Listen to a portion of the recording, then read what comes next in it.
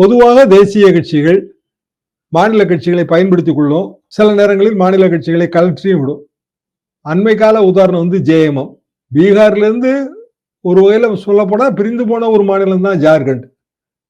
லாலுவோட வழக்குகள் எல்லாமே ஜார்க்கண்ட் தலைநகர்ல தான் நடந்துட்டு இருக்கு. என்ன காரணம்னா பழைய பீகாருங்கிறது தான் காரணம். நம்பகத்தன்மை கொடுக்கும் கொடுக்காதுன்னு இல்லை. பொதுவாக விஜயோட ஃபேன் ஃபாலோயிங், அவருக்கான ஓட்டு வங்கி, விஜய் முதலமைச்சராக முடியாதுன்னு அவங்க தனிப்பட்ட முறையில் பேசும்போது நம்மகிட்ட சொல்றாங்க. ஆனா ஒரு நல்ல கூட்டணி அமைந்தால் முதலமைச்சர் ஆயிரலாம் அப்படின்னு அவங்களுக்கு வந்து ஒரு நம்பிக்கை பிறக்கும். அந்த நம்பிக்கை பிறப்பதற்கு ஒரு கூட்டணி தேவைப்படுதுல்ல. உதாரணமாக ஒரு கற்பனையா தான் நான் சொல்றேன்.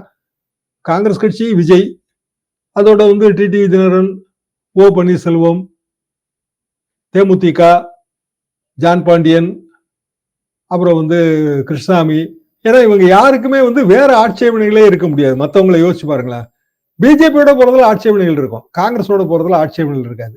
அப்படின்னா அவங்க அரித்மெட்டிக்கலா 30% மேல ஓட்டு வருவாங்க. இயல்பாக வந்து வாக்காளர்களுக்கு இந்த கூட்டணி ஜெயிக்கும் போல இருக்குன்னு நம்பிக்கை வரும். பேண்ட் வேகன் எஃபெக்ட் இல்லாம தேர்தலில் ஜெயிக்க முடியாது.